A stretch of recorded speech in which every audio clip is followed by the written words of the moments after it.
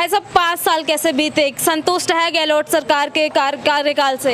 Madam किसी प्रकार की जनता संतुष्ट नहीं है। हाँ। बहन बेटियों पे हो रहे अपराध और जनता के बीच भी सरकार बीच में नहीं आ पा रही। हाँ। और हमारे एमएलए वेद प्रकाश सोलंकी समय पर हमारे बीच नहीं आ रहा। किसको वोट देने की सोच रहे हैं? बीजेपी को। बीजेपी को किन मुद्दों पे देख रहे हैं? राष्ट्रीय अंतर्राष्ट्रीय मुद्दे भी चल रहे हैं वहाँ पे। नरेंद्र मोदी जी की सरकार है, 370 हटाई है, 35A हटाई है। हाँ। और एक बहुत दिनों से ये उलझा हुआ मामला था राम मंदिर का, ये भी सुलझाया है। जी जी जी। और भारत की छवि अंतर्राष्ट्रीय लेवल पे भी बहुत सरकार सोलंकी था ये चाकसू विधानसभा क्षेत्र में, वो कोई काम नहीं कराया, कुछ काम नहीं किया। कुछ काम नहीं कराया। कोई थोड़ा मास्टरों का ट्रांसफर वगैरह कराया तो 2-2, 4-4 लाख रुपए मास्टरों से खाया है रिश्वत।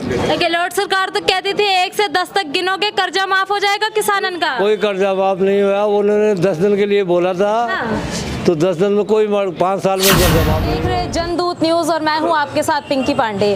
दर्शकों, मैं इस वक्त चाकसू विधानसभा के शिवदासपुरा जो गांव लगता है वहां मौजूद हूं और यहां पे जनता जनार्दन के बीच हूं। एक बार इनसे राय जानते हैं कि इस बार राजस्थान में चाहे इस विधानसभा में किसका पलड़ा भारी रहने वाला है, 5 साल कैसे बीते हैं और जो गहलोत सरकार है उनके कार्यों से कितने संतुष्ट है। क्या नाम है भाई साहब? मेरा नाम विनोद साहू मैम। भाई साहब 5 साल कैसे बीते, संतुष्ट है गहलोत सरकार के कार्यकाल से?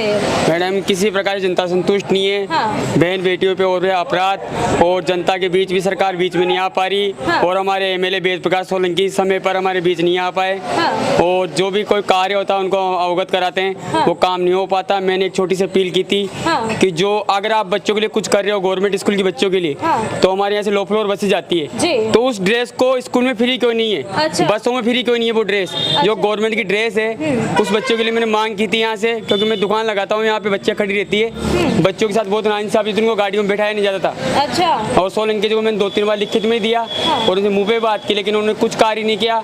सिर्फ आश्वासन देते थे, आश्वासन के बाद कुछ भी काम नहीं था उनके। मतलब स्कूली छात्राओं की जो वर्दी होती है वो भी फ्री में नहीं है? मैडम गहलोत सरकार ने कहा था कि बच्चों को मोबाइल देंगे, छात्रवृत्ति देंगे, स्कूटी देंगे, लेकिन एक सब दिखा हुआ है। एक सिर्फ अपना बनाया हुआ षड्यंत्र है जनता के बीच में। बच्चों के लिए कोई सुरक्षा नहीं है। बच्चों को एक स्कूल की बच्चों को भी एक अपराध की श्रेणी में बेचारों को अपराध किया जाता है बच्चों को।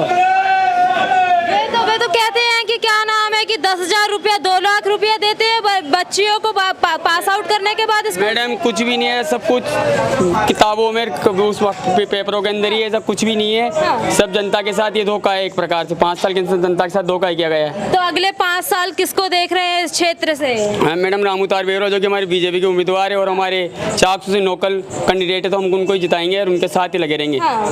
तो क्या वे क्षेत्र में तत्पर रहे या कार्य करने के लिए? बिल्कुल मैडम, रामू तार जी हमारे बीच बने रहे, आम जनता के बीच आते थे। एक आम जनता के जैसे ही है वो। हाँ। एक उनको कोई भी ऐसे नहीं कहता था कि एमएलए, वो एक जनता के साथ, जनता के जनप्रतिनिधि के साथ होने के नाते जनता के साथ ऐसे लगे हुए हैं जैसे हमारे साथ लगे हुए हैं। चलिए और लोगों से बात करते हैं। क्या नाम है चाचा? रमेश चंद्र शर्मा। किसको देख रहे हैं इस 5 सालों में? 5 साल में वेद प्रकाश सोलंकी था ये चाकसू विधानसभा क्षेत्र में, वो कोई काम नहीं कराया, कुछ काम नहीं किया। कुछ काम नहीं कराया। कोई थोड़ा मास्टरों का ट्रांसफर वगैरह कराया तो 2-2, 4-4 लाख रुपए मास्टरों से खाया है रिश्वत। गहलोत सरकार तो कहती थी 1 से 10 तक गिनोगे कर्जा माफ हो जाएगा किसानन का। कोई कर्जा माफ नहीं हुआ। उन्होंने 10 दिन के लिए बोला था, तो 10 दिन में कोई 5 साल में कर्जा माफ नहीं हुआ उनसे। एक भी कर्जा माफ ना हुआ? कर्जा माफ नहीं हुआ। अरे। उन्होंने झूठ आश्वासन दिया है। हाँ। कोई कर्जा माफ नहीं किया। कि भारतीय जनता पार्टी लाएंगे तो वो करेगी। वो करो या मत करो, उनको कोई वादा नहीं कर रहा है कि हम कर्जा माफ करेंगे क्या। लेकिन भारतीय जनता पार्टी का कैंडिडेट है वो सबके बीच में आ रहा है। तो भारतीय जनता पार्टी के क्या काम अच्छे लगते हैं? भारतीय जनता पार्टी जो भी काम कराती है ना वो सही ढंग से कराती है। ऐसे नहीं कराती है कि उनका पैसे लेके वो नहीं करता है। हाँ। इस बार देखने को मिल रहा है कि राजस्थान में राम मंदिर के नाम पे बहुत लहर आ रखी है। बहुत आ रही है। योगी मोदी जी को बहुत ज्यादा परसेंटेज मिलेगा। ऐसा अच्छा। कोई वो नहीं है। मतदान मतलब पूरा जाने वाला है मोदी जी को? पूरा मोदी जी को चलिए, बहुत बहुत शुक्रिया। क्या नाम है आपका? रंगलाल गुजर। किसको वोट देने की सोच रहे हैं? बीजेपी को। बीजेपी को किन मुद्दों पे देख रहे हैं? राष्ट्रीय अंतर्राष्ट्रीय मुद्दे भी चल रहे हैं वहाँ पे। नरेंद्र मोदी जी की सरकार है, 370 हटाई है, 35A हटाई है। हाँ। और एक बहुत दिनों से ये उलझा हुआ मामला था राम मंदिर का, ये भी सुलझाया है। जी जी जी। और भारत की छवि अंतर्राष्ट्रीय लेवल पे भी बहुत आगे बढ़ चुकी है। हाँ। तो क्या इस इस बार राजस्थान में बुलडोजर देख रहे हैं? राजस्थान में बुलडोजर किसको देख रहे हैं मुख्यमंत्री की छवि में? मुख्यमंत्री तो जो हाई कमान बनाएंगे वहां से दिल्ली से जो भी मोदी जी बनाएंगे ना वो बनेगा, पर मुख्यमंत्री बीजेपी का बनेगा। अच्छा, तेरे बाबा बालकनाथ जो है ये चयन वहीं से होगा। कोई नाम नहीं है यहाँ पे, अभी किसी नाम को प्रोजेक्ट नहीं किया। आप किसको पसंद कर रहे हैं? जो आएगा वहां से तय हो जाएगा, मोदी जी जिसको तय कर देंगे वही मुख्यमंत्री। क्या राम मंदिर की लहर छाने वाली है इस बार राजस्थान? राम मंदिर के तो वो तो बन गया, वो तो छाने वाले क्या, वो तो बन ही गया, उसकी तो कोई नहीं है, परंतु परिवर्तन की लहर है। वकील खड़ा किया था अगेंस्ट में। परिवर्तन की लहर है, यहाँ पे बीजेपी आएगी। बीजेपी आएगी।